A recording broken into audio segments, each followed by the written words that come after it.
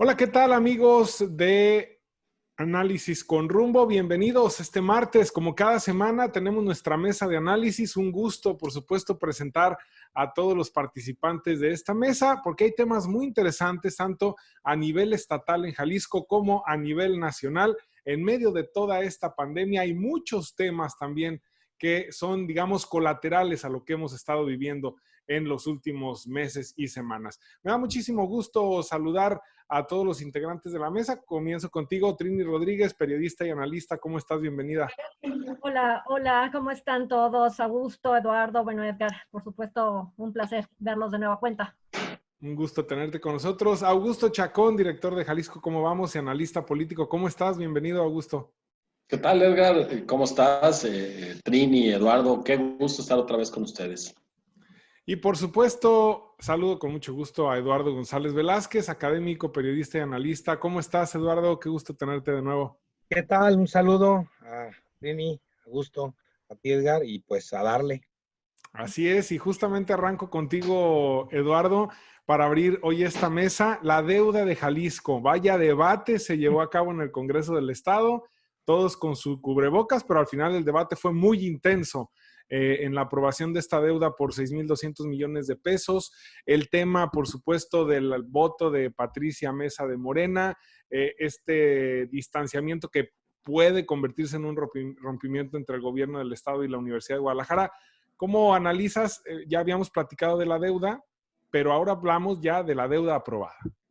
Sí, pues fíjate que para no repetir algunas cosas de las que estuvimos diciendo la semana pasada en relación a la contratación de una nueva deuda, creo que lo que más me preocupa y la lectura que yo hago de la aprobación que se dio en el Congreso es que seguimos teniendo un fuerte sistema político priista, un sistema priista enseñado por los priistas, llevado a cabo durante prácticamente todo el siglo XX, y un sistema político que ha utilizado el PAN, ha utilizado Morena, MC, PRD, cualquier partido que llegue al poder, pues lleva a cabo las mismas prácticas o prácticas muy similares aprendidas en este contexto. Es decir, a mí me parece que la aprobación del crédito es una muestra muy clara de pues la poca independencia que se mira al interior del mismo poder legislativo con respecto al poder ejecutivo. Es decir, las voces contrarias al poder ejecutivo generalmente son aquellas, de mayoría, aquellas que no forman parte o de su proyecto o de su partido, y lo mismo lo vemos en Jalisco, que en un congreso local en Sinaloa o en Querétaro, como lo vemos a nivel federal. Es decir, cuando el gobierno federal, el ejecutivo, manda alguna iniciativa a la Cámara de Diputados o de Senadores, pues ya está más que cantado la votación.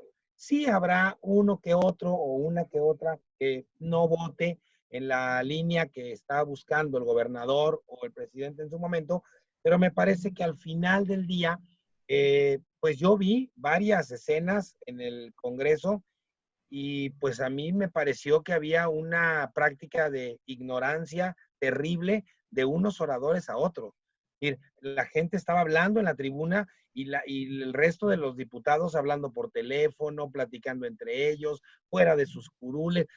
No hay realmente un debate para convencer de algo que se quiera lanzar desde la Cámara de Diputados locales, desde el Congreso local. Más bien está ya pues todo eso planchado y simplemente hay que darle paso a la escenografía de un supuesto debate parlamentario que a mí me parece que no se da. Muy bien. Trini, el tema de la deuda, de este crédito, diferentes posturas. Hay, por supuesto, una crítica muy fuerte al gobernador por endeudar nuevamente a Jalisco.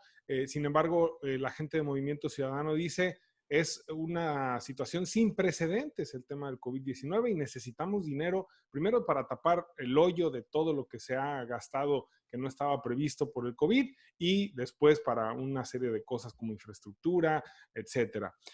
¿Cómo viste este proceso de aprobación de la deuda o del crédito en el Poder Legislativo?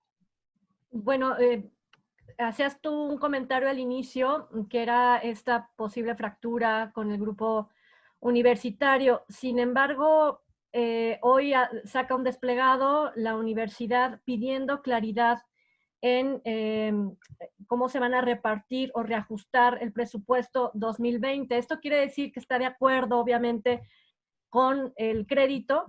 Esto quiere decir también que pues participaron en estas mesas de reactivación económica y que lo único que pareciera que están planeando es esta parte de que sea justo lo que se vaya a otorgar para quienes están solicitando más presupuesto y que no se les recorte.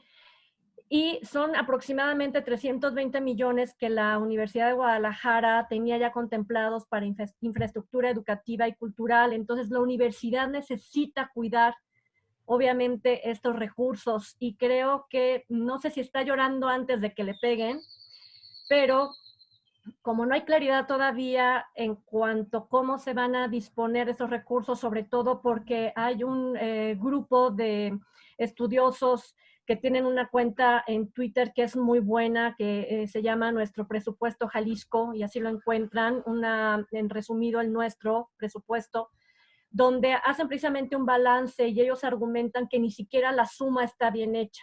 Por lo tanto, tiene razón el desplegado de la Universidad de Guadalajara cuando pide claridad en este reacomodo del presupuesto. Creo que el día de mañana hay reuniones y las habrá, obviamente, con el gobernador del estado para ponerse de acuerdo. Aquí es algo que coincido con Eduardo, ¿no? Se sigue haciendo la política de siempre, donde en reuniones se acuerda precisamente de este reparto de los ingresos y los que menos conocemos o sabemos es el ciudadano de a pie. Así que hay que estar muy, muy, muy pendientes de cómo se hace esto y que en realidad llegue a beneficiar este crédito por 6,200 millones de pesos, más los que ya se tenían o vienen acarreando en la administración de Enrique Alfaro. Lo que sí puedo subrayar es, creo, el ejercicio en el legislativo del diputado Enrique Velázquez, que menciona lo siguiente, hablando de los ciudadanos.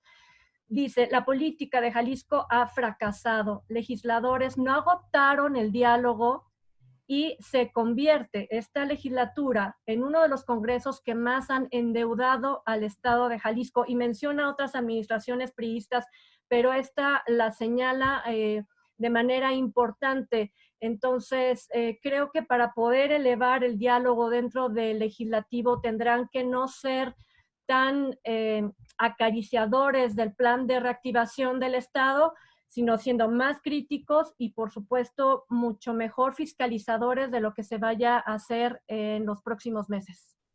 Interesante, tuvimos un problema con Augusto Chacón, estamos tratando de volvernos a conectar con él para hablar de este tema y por supuesto de otros temas. Estaremos al pendiente, pero mientras tanto vamos platicando sobre el caso. Decías, Eduardo, prácticamente no cambia nada, las mismas prácticas parlamentarias, un desprecio por el debate, un desprecio por lo que dice el otro, simplemente ya sé por qué voy a votar yo, me paro al Congreso, doy mi voto sin importar nada más, ¿no? Es decir, se supone que hay una división de poderes, pero no lo hemos visto ni a nivel federal y por supuesto ni a nivel estatal. Claro, y no solamente no hay una real división de poderes y hay toda una línea desde el Ejecutivo, sino que hay otro elemento que me parece que es muy interesante que tomemos en cuenta cuando se trata de manifestar algún apoyo desde los poderes o desde la sociedad a los gobernantes. Es decir, por un lado, tenemos, por ejemplo, manifestaciones en Jalisco, para hablar del caso concreto de Jalisco, tenemos manifestaciones de algún espacio de la sociedad que está molesta porque a nivel federal el gobierno sigue sin dar banderazo a contratar deudas para ayudar en el proceso de la reactivación económica. Sin embargo, desde Jalisco hay discursos en contra del gobierno del estado porque dio banderazo a una nueva contratación de deuda. Es decir, las contradicciones que tenemos en nuestra clase política con respecto a lo que votan en una administración y votan diferente a la administración siguiente, también se mira en el sentir y en las filias y en las fobias de los ciudadanos. Ciudadanos que pueden estar en contra de una política federal y que una política contraria a la federal en cualquiera de los estados también les genera rechazo. Si pareciera que no encontramos como sociedad y como gobierno el punto medio para poder destrabar situaciones tan complejas como las que hoy tenemos. Bien, ya tenemos a Augusto Chacón, se está intentando conectar. Trini, el tema de la Universidad de Guadalajara, ¿consideras que hay un rompimiento después de este desplegado que nos comentabas que se publica hoy? ¿O es nada más un trago amargo, como esta relación de matrimonio, entre comillas, político, en el que hay una diferencia por la deuda y, bueno, pues ya después habrá reconciliación? Pues yo creo que sí, no es ni siquiera, no han llegado a ningún pleito, porque hay que recordar que antes de la aprobación de la deuda, pues salieron precisamente Ricardo Villanueva y el gobernador en este acuerdo para destinar despensas a la comunidad universitaria. Entonces, han trabajado muy de la mano, también en esta mesa de atención del COVID, por supuesto. Entonces, lo que piden precisamente en esta publicación el día de hoy, precisamente cuentas claras. Entonces, al momento en que el gobierno del estado, después de que acuerde con este grupo que yo mencionaba, ¿no? Que los últimos que formamos parte somos los ciudadanos, sino que están los empresarios, los legisladores y el grupo cercano al gobernador. Cuando todos ellos definan qué hacer con los recursos, pues ahí vamos a ver qué tan peleados están. Pero ahorita yo creo que no hay ningún pleito.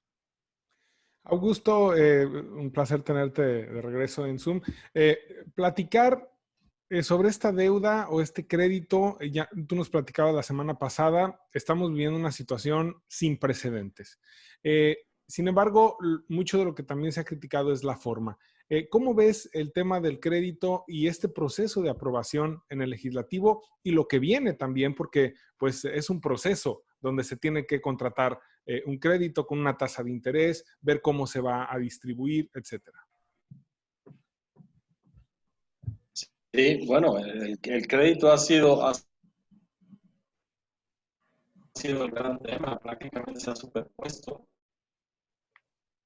pues, a la económica y a la sanitaria.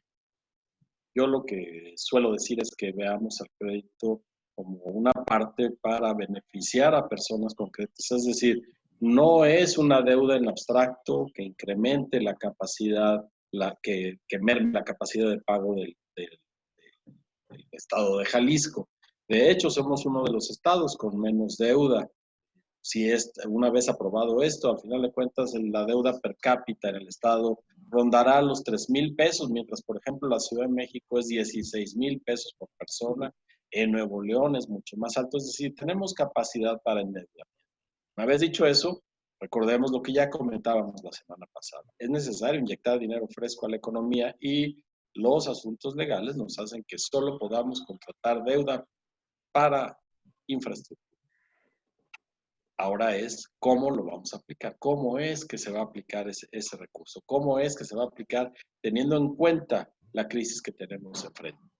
Crisis de empleo, crisis de poca circulación de efectivo, que además se refleja en esa otra mitad de la economía que es más difícil de medir, que es la economía informal. Sabemos lo que pesa, pero no tenemos los caminos para llegar a ella y activarla. El mejor es poner dinero a circular en la economía formal para que esta derrama llegue también a la economía informal y así podamos hacer que la economía se reactive, pero también que la gente no esté pasándosela tan mal y sobre todo sumida en la incertidumbre. El diferendo en el Congreso, bueno, interesante. La prisa hizo que no estuvieran los detalles que para algunos diputados son importantes, tienen que ser importantes. Querían mucho más precisión respecto a lo que se va a hacer con ello. Recordemos que de las 6,200 pesos que implica la deuda, 3,600 ya estaban previamente autorizados para determinadas infraestructuras sociales y económicas por todo el Estado. Simplemente ese dinero se pasó al ataque de la pandemia y se quedó descobijado. Al contratar el crédito, hay una preautorización de ciertas obras que se van a hacer por todo el Estado, más 2,000 millones de pesos que habrá que revisar cómo se aplican. Y por más que haya una comisión interinstitucional en la que muchas voces opinan respecto a eso, que tendrá que evaluar. Perdón, ¿se oye mejor? Sí, parece que ya te tenemos de regreso, Augusto. Creo que es de este lado. Es decir, decía que el Congreso tendrá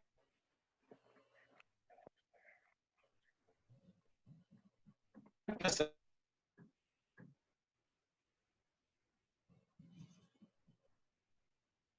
a corto plazo para la creación de empleos y para la reactivación económica. Bienvenidos los disensos que además nos dan instrumentos para medir la calidad del gobierno que tenemos, y construyamos pensando no en los disensos, no en los grupos políticos, no en el monto de la deuda, sino en lo que mucha gente necesita para rehacer su vida, para volver a tener alguna certidumbre de lo más básico. Muy interesante los planteamientos sobre este tema y bueno, seguramente dará más de qué hablar el tema y seguramente la próxima semana tendremos ya oportunidad de darle seguimiento a este proceso de la contratación y de cómo se va distribuyendo este recurso, porque me parece que en medio del COVID-19 los ojos van a estar puestos justamente sobre el tema del crédito en Jalisco. Y hablando justamente de COVID-19, México, pues está a punto de comenzar a reabrir las actividades en el peor momento de la pandemia, cuando ya la tasa de muertos es muy amplia, cuando ya traemos más de 7,000 muertos oficialmente, más de 70,000 infectados y bueno, dice López-Gatell que hay otros 30,000 de laboratorios privados, es decir, son 100,000 infectados oficialmente. Y bueno, ante esta situación, pues se viene la reapertura. ¿Qué va a pasar? ¿Qué escenarios vislumbran con este asunto? Comienzo contigo, Trini.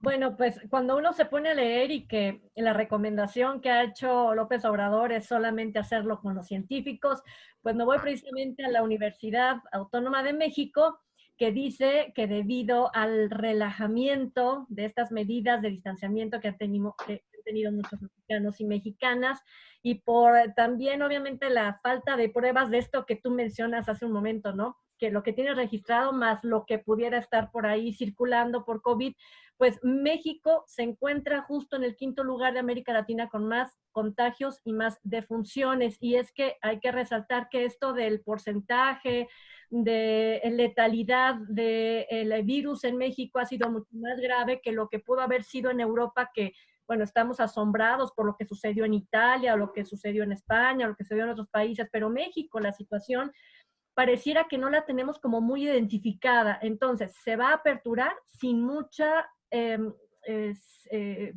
una base de datos que a nosotros como ciudadanos nos diga cómo nos tenemos que mover. Creo que cada quien se está moviendo, se está empezando a mover de acuerdo a cómo le late.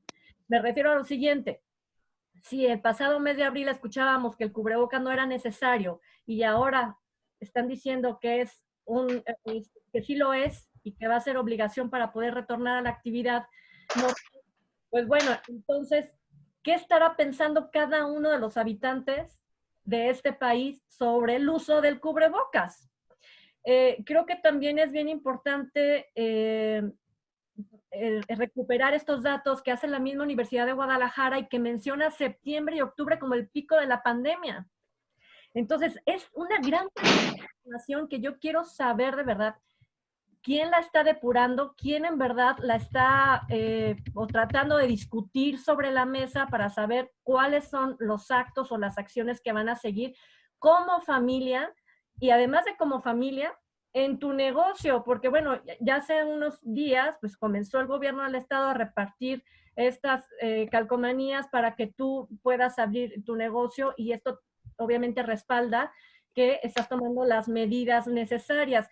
El asunto es el siguiente. El pasado sábado, yo escogí ese sábado para hacer mi salida, esta que podemos hacer, para ir por alimentos, gasolina y al cajero. De verdad es que todo el mundo está en la calle ya. Eso lo debemos de entender. La gente ya está en la calle. El transporte público estaba como siempre, full. Toda la gente estaba en el pasillo, pegados unos con otros al mediodía, que fue más o menos cuando yo estaba en la calle. Así que, ¿cómo nos va a ir en septiembre y octubre cuando los analistas prevén que Jalisco esté precisamente en el pico de la pandemia? Pues yo creo que no lo sabemos, no sabemos cómo se va a poner, no sabemos cómo estamos. Los hospitales afortunadamente creo que están al 30% de su ocupación, o sea, tenemos capacidad hospitalaria, pero pues no podemos relajar las medidas porque bien dice el gobernador, si esto si el problema crece, vamos a retroceder. Nos olvidamos de las calcomanías y volvemos a cerrar.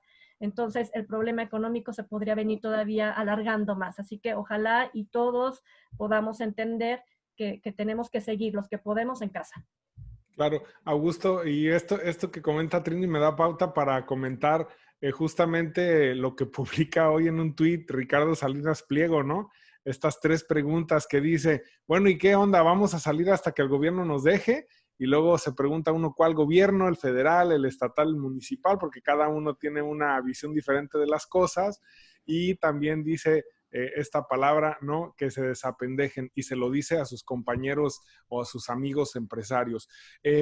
Ahí están las 2 visiones, ¿no? La de López-Gatell, que te dice quédate en casa hasta que pase la pandemia, y de Ricardo Salinas, que mucha gente apoya también, que es vamos a hacer la vida normal y tope donde tope. ¿Cómo ves esta nueva realidad?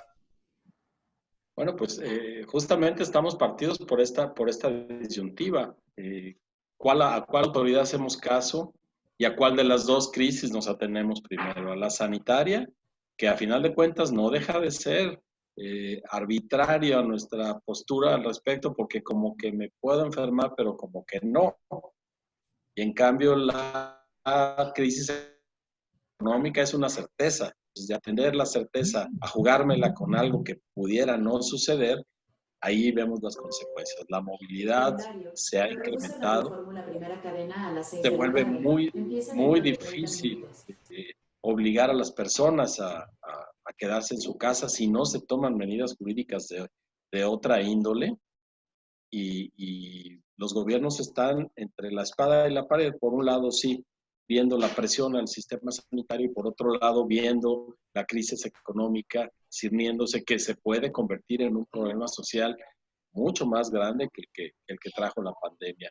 Creo que hay que ir abriendo gradualmente, que hay que ser inteligentes. En Jalisco ya hay protocolos para iniciar esta apertura, porque tenemos que iniciarla. Sigue puesta la fecha del 1 de junio para iniciar esto, es decir, el martes siguiente ya estaremos hablando de cómo nos fue con esa reapertura. Al menos hay 120,000, alrededor de 120,000 negocios en Jalisco que son susceptibles de ser certificados, en el sentido de que cumplen los protocolos, de que ya los estudiaron, de que se comprometen y que la economía siga atenidos a los indicadores de salud, el ritmo de contagio, la ocupación en los hospitales y la movilidad.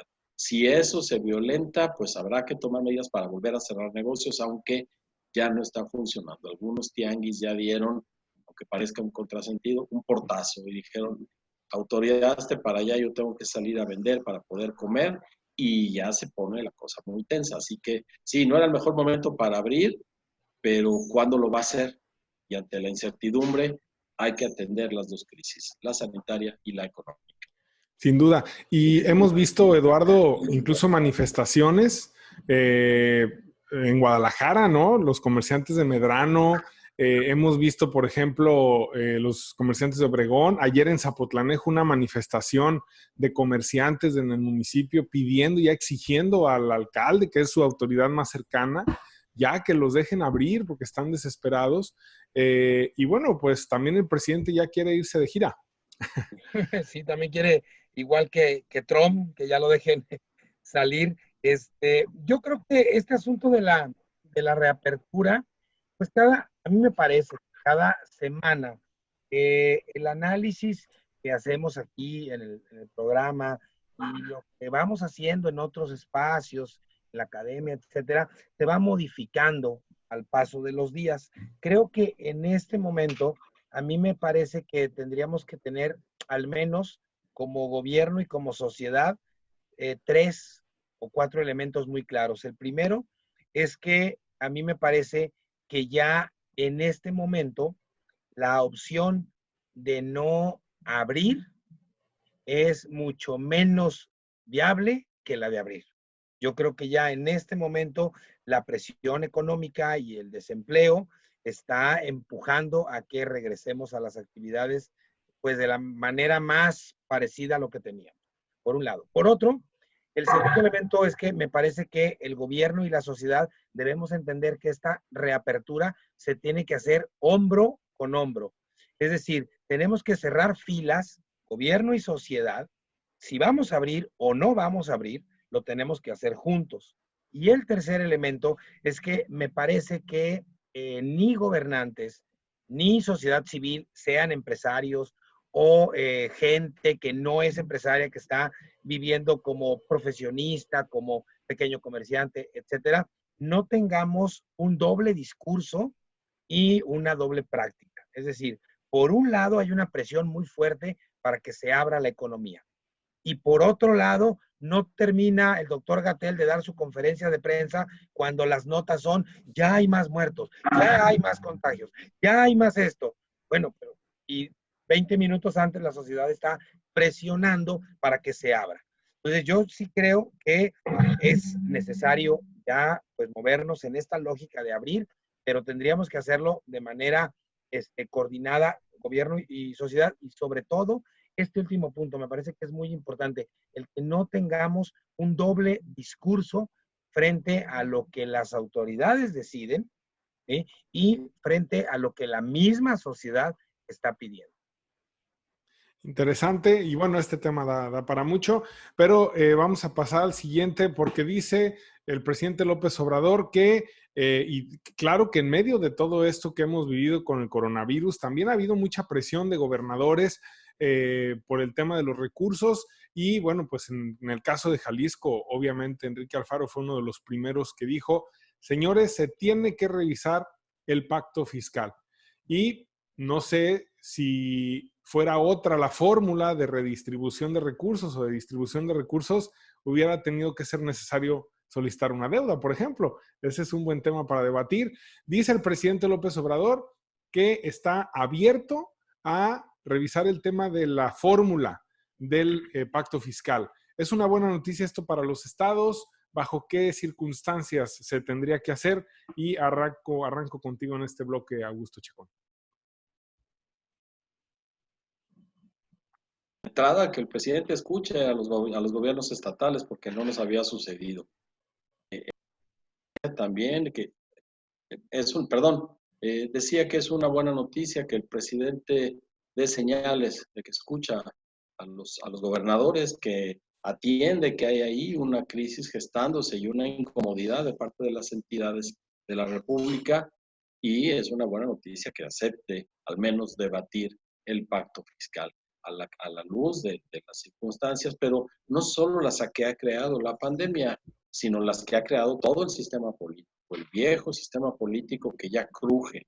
El acuerdo fiscal que tenemos es desde finales de los años 70, cuando todavía el autoritarismo era el rey en este país, y por supuesto ahora que hay una democracia, que ahora que hay autoridades legítimamente elegidas y que sienten el respaldo de una base que les pide mucho más resultados, particularmente los que tienen mando en territorios concretos, como los gobernadores, como los presidentes municipales, digan, vamos midiendo cómo es que nos repartimos el dinero entre todos. A mí me parece muy sano. Ojalá se haga por las buenas razones, no únicamente porque los estados ricos quieran más, sino por las buenas razones que tienen que ver con la república que forma estados, que hay que empezar para que se desarrollen al nivel de los demás, y no desde el egoísmo de los poderosos, Jalisco, Nuevo León, Estado de México, los estados del Bajío, que van también, algunos del norte, que digan yo quiero lo mío y háganse bolas. Tendríamos que hacer este análisis fiscal desde la lógica republicana, desde la lógica de ser una nación, porque nadie ha dicho que quiere dejar de ser México y ser mexicanos de los estados que no han sido afortunados y en buena medida no lo han sido por el modelo político que ha privilegiado, un modelo de desarrollo económico. Pensar en el pacto social implica todo esto. Bien, Eduardo, sí, escuchaba yo en la mañana la entrevista con el gobernador de Aguascalientes y lo que decía es, sí queremos que se revise el pacto fiscal, pero tampoco es que queremos como agandallar, ¿no? Como decir, vamos a hacer gandallas y pues que a nosotros nos vaya bien porque generamos mucho y que a los estados pobres pues que no sé, que no les importe. Realmente lo que dice es, sí nos interesa que haya una buena redistribución, pero nos regresan muy poco. Básicamente ese es a grandes rasgos el tema de lo que están pidiendo. ¿Hacia dónde tiene que caminar el tema de la revisión del pacto fiscal? Yo creo que pues podría tener al menos dos veredas. Una tiene que ver con la responsabilidad de las entidades estatales y municipales para tener mayor capacidad de recaudación. Yo creo que también a nivel estatal y a nivel municipal no se dan las condiciones adecuadas por cuestiones políticas, sobre todo en el país, para que los estados le entren a buscar una mayor recaudación que pues los desahogue un poco del presupuesto federal.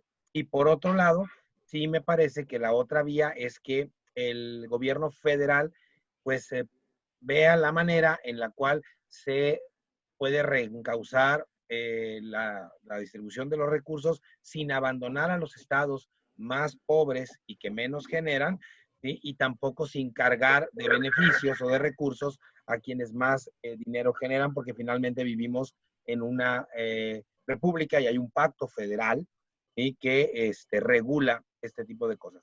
Pero además, Edgar, me parece que estamos acercándonos peligrosamente al banderazo de salida del año electoral.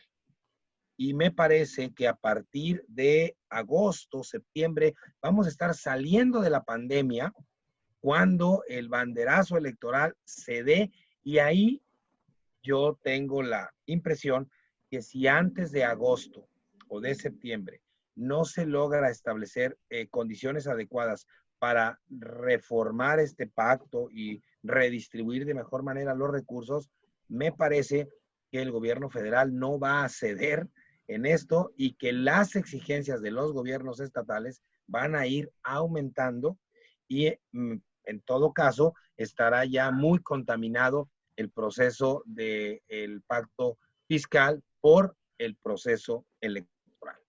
Claro, el tema electoral siempre juega un papel importante y Trini, justamente ese es un tema importante porque hemos visto cómo, sobre todo en este sexenio, hubo recortes importantes a varios rubros, principalmente infraestructura, obra pública, porque se fortalecieron los programas sociales desde el gobierno federal y bueno, hay quienes critican que estos programas tengan tanto dinero porque consideran que se pueden utilizar para fines electorales o para la continuidad de un partido en el poder. ¿Tú cómo ves esta situación y qué opinas de la revisión del pacto fiscal?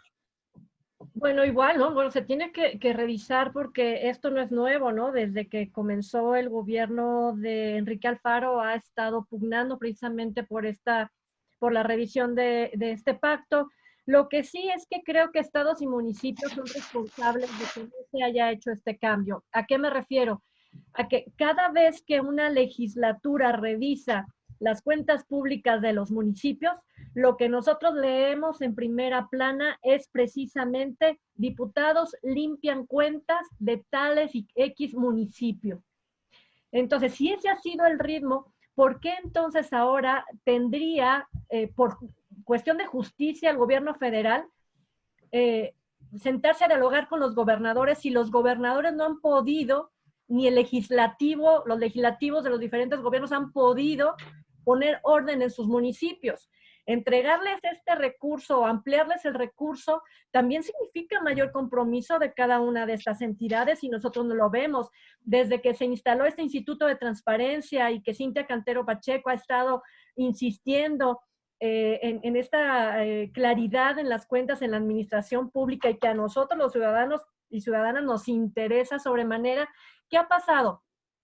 Cintia Cantero Pacheco los ha multado una y otra vez, les ha impuesto esta, no recuerdo cómo se llama, cuando tienen que estar 24 horas presos, por llamarle de algún modo, detenidos en su oficina, en su domicilio. A ese nivel ha llegado. Sí, es un arresto, ¿no? Básicamente es un arresto. Sí, es una, imagínate que tenga que llegar un alcalde de un municipio a un arresto domiciliario en su oficina o donde le tengan que dictar ahí la sentencia, porque no quiere transparentar sus cuentas. Pues, ¿cómo pides? No puedes pedir así. Pues, primero, o que en este pacto venga junto con pegado un proceso de fiscalización y un proceso de transparencia. Y eso sería justo, y sería justo para nosotros. Salimos ganando los ciudadanos. Es mi opinión, creo. Sí, y me gustaría en este mismo tema hacer una breve ronda, una breve segunda ronda de opinión, porque es bien interesante esto que comentas, Trini, y creo que lo habíamos comentado ya en algún programa, el tema de la revisión del pacto fiscal. ¿Qué papel juega la corrupción? ¿Qué papel juega la transparencia? ¿Qué papel juega el hecho de que un gobernante quiera más dinero cuando no has demostrado que sabe utilizar bien el dinero de la gente, ¿no? Y ahí es donde entraría en esta segunda ronda. Augusto, comienzo contigo. Bueno, creo que son dos materias distintas. Primero, la lógica republicana que implica una repartición acordada de los recursos que se generan en las distintas regiones, y la otra, la rendición de cuentas. Yo creo que no tenemos un gobierno federal, ninguno, inclusive tampoco el actual, que pueda decir que ha manejado mejor los recursos que los gobernadores. Por supuesto, la lucha contra la corrupción ha puesto por delante a muchos gobernadores. Ya son muchos los que están en prisión o que han sido señalados por corrupción. Pero eso tiene más que ver con la lógica política, con el hecho de que deberán ser más corruptos los gobernadores y los presidentes municipales que un secretario de Estado o que un presidente de la República. Simplemente las instituciones todavía no se atreven a acercarse a los secretarios de Estado y al presidente de la República, y lo sabemos. Creo que nadie está exento de la transparencia y no podría, en la lógica republicana, decir a ti no te incluyo en el pacto porque eres medio corrupto. Bueno, que las instituciones del Estado, inclusive las federales, la Auditoría Superior de la Federación, que ya puede auditar inclusive incluso los recursos locales, tomen las medidas correspondientes, pero no pongamos la lógica de la distribución del dinero en una república federal a partir de las evaluaciones de corrupción que haga un personaje. En este caso podríamos pensar en el presidente López Obrador, que tiene la percepción de que él es el único decente y por eso no concursan las obras, por eso las asignaciones directas, por eso la poquísima transparencia, simplemente porque él asume que es más decente que los demás. Me parece que no va para ahí. Hay que pensar en el pacto fiscal desde otra lógica y, por supuesto, hay que combatir la corrupción. Eso es irrenunciable. Muy bien. ¿Eduardo? Sí, a mí creo que además de todo esto que mencionan, Trini y Augusto, que me parece que es fundamental el asunto de la corrupción y de la transparencia en el ejercicio de los recursos, pues también creo que vienen tiempos complicados en donde me parece que lo más que se podrá hacer es reasignar poco dinero a algunos estados con respecto a otros. Yo creo que no va a haber grandes cantidades de recursos de nivel federal y además la economía en varios estados pues está prácticamente detenida, lo cual va a impactar en una recaudación eficiente y mayor de la que veníamos teniendo. Y por otro lado, creo que más allá del mal uso que se le dé al dinero que se les envía, creo que lo que molesta, y lo hacen todos, molesta desde el gobierno del estado, el de la república, los municipios, es que a veces o muchas veces el recurso se utiliza pues más bien en promoción política. Yo creo que eso es además de que no se hagan una eficiente rendición de cuentas o que las obras incluso no sean las adecuadas o no sean de calidad, hay muchísimo recurso que ni siquiera llega a las obras, ni siquiera se utiliza para medianamente pavimentar algunas calles o hacer obra pública, sino que los gobernantes lo asumen como un dinero propio, privado, personal, y lo utilizan de manera patrimonialista en su beneficio. Y no es que el gobierno federal no lo haga, pero yo creo que este tipo de situaciones son las que vienen a tensar muchísimo la relación entre los gobiernos estatales y el gobierno federal.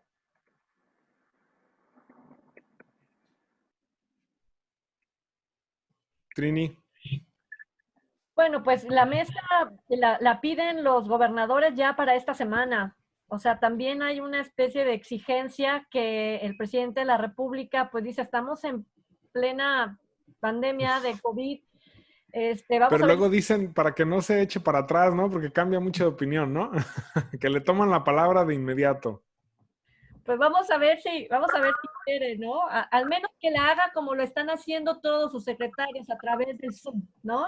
Yo creo que esa va a ser la reunión, esa va a ser la mesa de discusión y que pues ojalá que han establecido muy bien. No es que nos queramos salir del pacto fiscal, lo que queremos es nuevamente reconformarlo, llegar a acuerdos y echar para adelante. Lo que yo sí creo es que no va a haber mayor recaudación. Es que la gente está perdiendo su trabajo, la gente está empezando a vender lo que alcanza, capaz de que yo me hago, compro unas llantas y las revendo porque así me llevé a la bolsa a 300, 400 pesos. Sí me explico la nueva dinámica en temas económicos que vienen, cómo va a haber mayor recaudación y si el gobierno federal les va a pedir mayor recaudación a los estados, pues entonces va a decir que no y ahí sí se va a venir complicado el problema. Claro. Interesante. Y bueno, pues de esa manera ya llegamos prácticamente al final de este espacio. Agradecerles y pues nada más un comentario final de qué esperan esta semana con toda esta nueva realidad, con toda esta nueva normalidad. Empiezo contigo, Eduardo. Adelante. Pues fíjate que a mí lo que me da la impresión, y creo que eso no puede ser una buena señal, yo siento así, aprendo con H intermedia, que la desesperación en todos los frentes, en la política, en la economía, en la cuestión de salud, va creciendo y por momentos vemos muy lejos la luz en el túnel, de repente parece que sí hay y como decía Augusto Trini, salimos y pasan los días y pareciera que no logramos salir de este marasmo en donde estamos metidos la sociedad civil, la sociedad política, por cuestiones de salud y de economía, y eso me parece que puede traer también otros problemas de salud pública a la población. Muy bien. Trini. No, a mí también se me hace muy complicado. Todo el mundo podría estar pensando que México emocionalmente tiene esa capacidad de resiliencia, pero sabemos que no. México es tan grande, tan diverso, que ni siquiera en una situación como esta vamos a poder unificar el comportamiento de la población. Entonces, ¿qué es lo que vamos a ver? Diferentes niveles de contagios, diferentes necesidades hospitalarias y que quien lo pueda entender así, captar toda esta información, que ponga de su parte para poder sopesar o soportar aquello que se nos viene encima, que yo creo que sí va a suceder, ¿no? Esto de ver mayor número de contagios, mayor presión, nerviosismo y ansiedad por las cuestiones económicas. Bien. Augusto. Pues yo lo que espero es, sí, una agudización de los problemas sanitarios. Vamos a ver lo que habíamos estado esperando. Primero, presión para el sistema hospitalario, los números de fallecidos más grandes, los contagios más grandes, y por otro lado, la presión por abrir la economía que va a terminar por darse con pared con esta realidad sanitaria que nos está atosigando, por supuesto.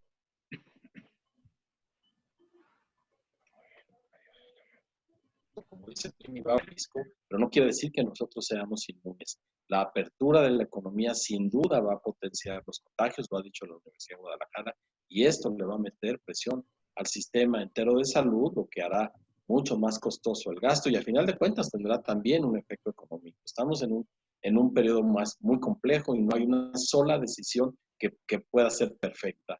La que tome cada gobernante, la que tome cada ciudadano, siempre tiene consecuencias buenas y consecuencias malas.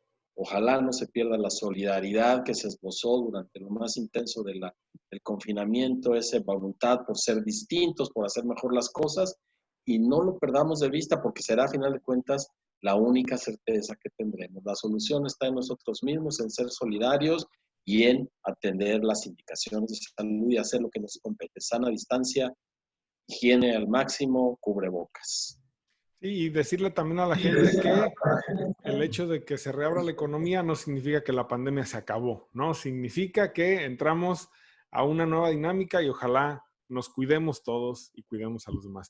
Y que tampoco, Edgar, significa que la economía se va a reactivar al día siguiente. No, claro que no. Los gobernantes, sí, claro, que vamos para arriba, también que no se confunda la población. De hecho, creo que la mayor crisis vendrá después del COVID. Es decir, ahí es donde se va a sentir, ¿no? Cuando la gente se tope con la realidad de que reabrieron sus negocios y las ventas, pues no están por ningún lado, tristemente. Y otra situación, la pregunta sería, para octubre que comience esta campaña de vacunación contra la influenza, ¿se van a poner la vacuna? Sí, que luego eso da para otro tema, ¿no? El tema de los movimientos antivacunas. Señores, muchísimas gracias. Gracias por haber estado aquí. Augusto Chacón, muchas gracias.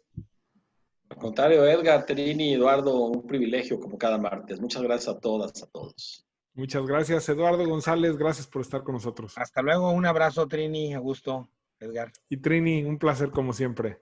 Por supuesto, a ustedes tres, a quien nos escucha y nos ve, y por supuesto a Julio Ríos, que no dejamos, por supuesto, de extrañarlo. Sí, de hecho ya la próxima semana estará con nosotros. Dice que ya está casi al 100%, así que la próxima semana estaremos aquí con Julio. Muchas gracias, buenas tardes y buenas noches. Llegamos al final de este espacio, gracias por habernos acompañado. Los esperamos el próximo martes en más Análisis con Rumbo. Pásenla muy bien.